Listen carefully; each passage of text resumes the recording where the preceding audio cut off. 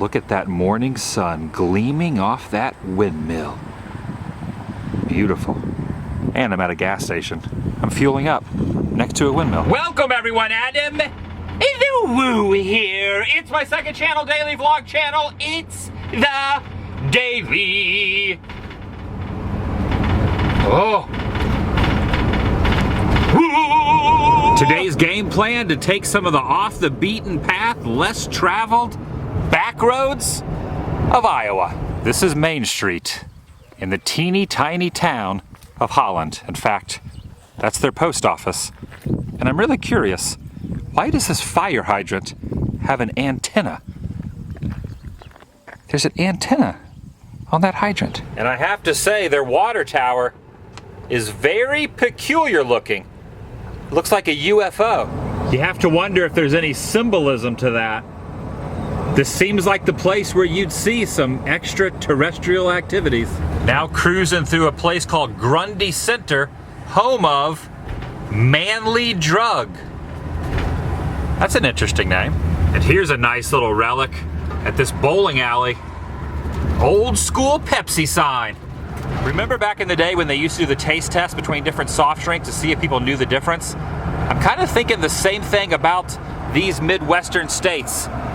Would the common eye know that this is Iowa, or would you think it's Illinois, or perhaps Indiana? They kind of all look the same. This is the Iowa River, careening by at a very slow pace. The bird making its way, video bombing the shot. Oh, you coming by? A couple birds. They really want to be in the vlog.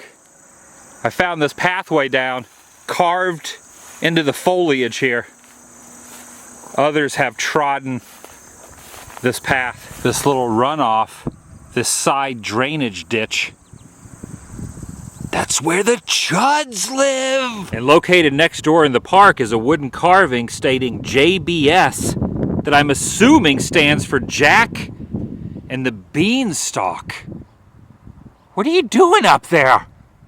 You carrying a chicken to the top? Whoa! A dragon. A dragon. I swear I saw a dragon. And look at the mouse. It's like he just turned around, suddenly noticing him, and he's thinking, what the?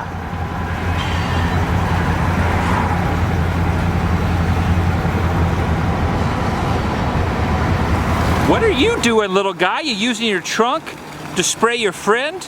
You know, if you get water in the ear, it makes it very uncomfortable when you're trying to sleep and it oozes out on the pillow.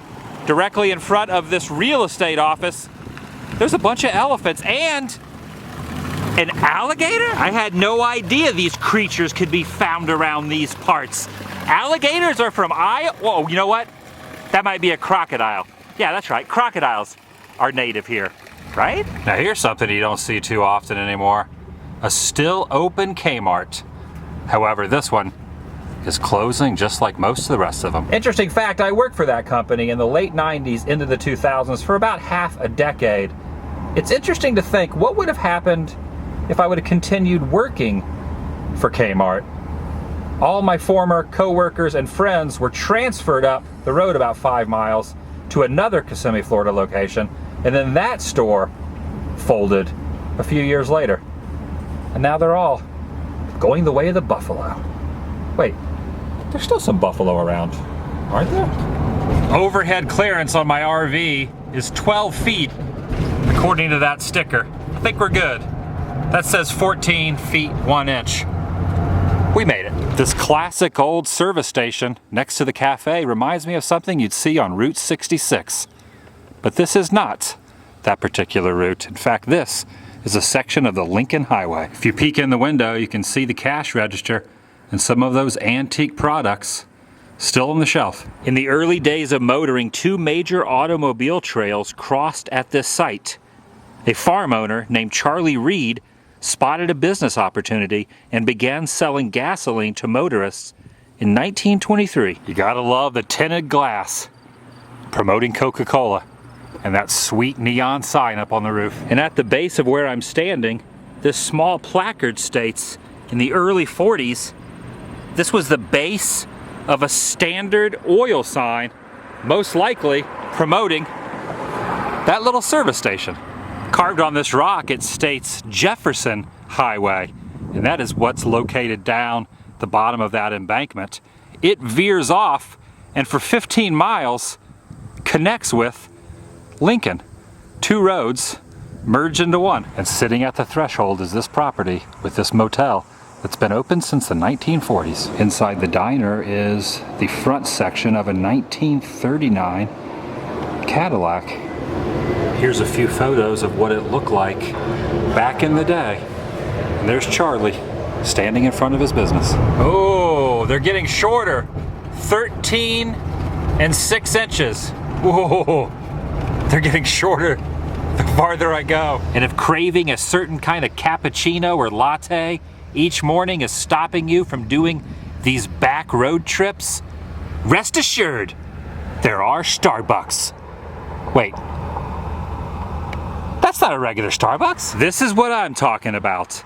Not only have they carved words inside this tree, but also added the torso of Abraham Lincoln, and going the extra mile, there's a top hat on his noggin. There's some really large wind turbines out there, but upon closer inspection, they're not moving. There's plenty of wind, but they're not turning. I pulled over real quick to document the lengths that this turkey will go to stay safe from hunters. He's made out of metal. He's like, that's right here, come on. He's like the Terminator turkey.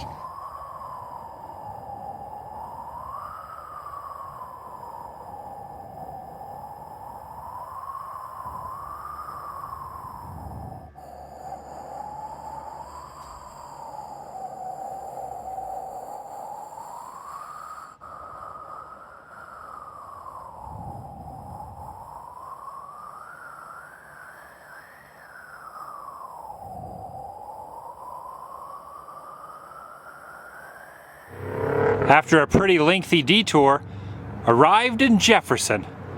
These paper airplanes signify their slogan, a place to soar. Next to the courthouse, there's a beautiful bell tower serenading us.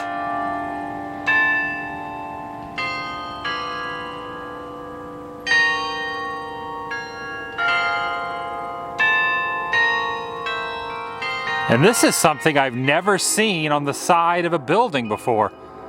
The map of the location where I'm standing. If you look very, very closely, I'm right in there. You have to like squint your eyes a little bit. But I'm in there. Not on a map, but on a painting on the side. Well, no, it's not a painting. It's made out of actual tile. Teeny tiny pieces of tile. That must have took a lot of work. And there he is, Thomas Jefferson himself, just sitting alone on a bench, doing a little reading, doing a little studying. All right, I think he just wants to be left alone. That's probably why he's sitting there by himself. Probably wants me to mind my own business. The world's biggest vent can be seen right there on that barn. But in reality, it's just part of a mural on this wall. Oh look, there's the bell tower interpreted through paint. This thing's been here for a heck of a long time. You can see how it's chipping apart. The water tower stating the location. Ooh, what is this? The wall is decomposing with some sort of ooze. This fish has been captured by this gargantuan winged creature. You got yourself some dinner, buddy. Hitchcock would be proud. The tower was dedicated on October 16th, 1966. And I believe I can go up to the very tippy top. They even have a decorative welcome mat as you enter. And a death mask of the man who created it. That's slightly unusual. I realized I didn't have any cash on me, so I had to hit up this little drive up, walk up. Well, you could drive up to it, but I walked up. ATM. And I'm noticing Doreen Wilbur, who was an Olympic gold medalist, is shooting a bow and arrow directly across the road, dodging traffic, aiming for this target. That's a bit of a ways. We have roof art. Yes. Yeah, Tim was just telling me about that. So off to the left, you find the wild woman of the roof. Oh, there we go. Yeah. You see her? On top of the roof? Right there? No, to the left. Oh, I see it. That's Renewed Dreams over there. Okay. Oh, there she is. Yeah. I see her. Yeah, we've got the wild woman, we've got the mosaic over there, and then we have a third one that's new this year called Patches of Green. Yeah, this is stunning. Oh, wow.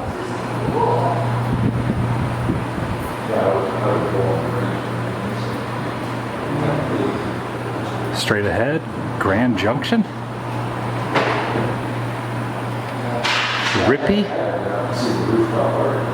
I like how they have all the names of what you're looking at.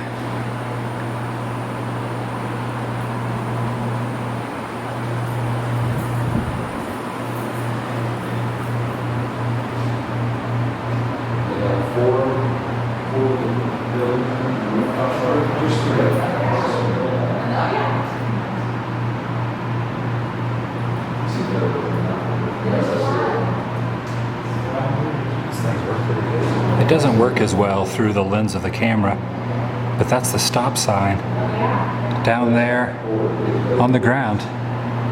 There it goes.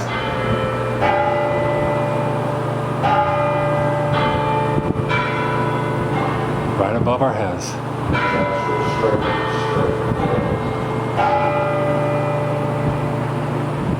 That's awesome. Now she couldn't fit in the elevator, so Large Marge had to listen to the bells from down there. Either way, they sound... Oh, there's bees. There's bees up here. There's bees. Oh, look. Thomas J. would not enjoy those.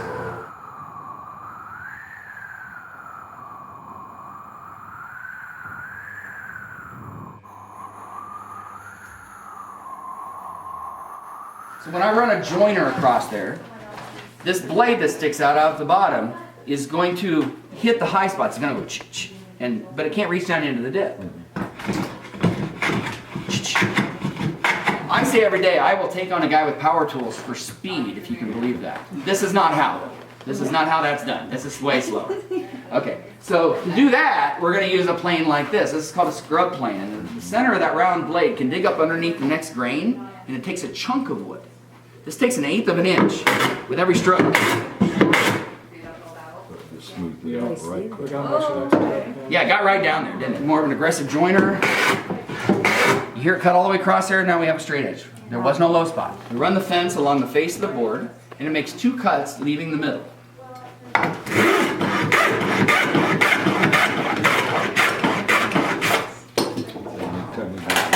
Just like that. See what I mean, faster than a power tool? Yeah. If a guy had to set up a table saw or router, he'd be 20 minutes in it. Yeah, just setting it up. Yeah, and I'm gonna have 30 of those made in that time. The dovetail direction on the skirts, and they lock the front and the back. So every corner gets 3 alternating direction dovetails. That's why in 500 years that's still gonna be. And then it's got a depth stop, so it's gonna go and go and go until this is riding along the surface.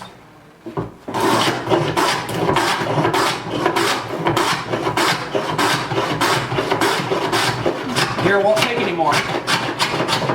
There it is. Groove for a back, groove for a bottom. You loosen this bolt right here, and you can move the blade wherever you want your cut down. Keep the board up against this fence so you get a straight cut. And then as you crank, see it self-feeds. That board's going through on its own. Self-feeding ripsaw.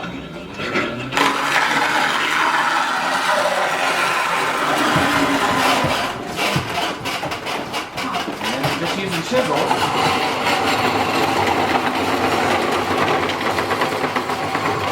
Move that board. Look at all that power.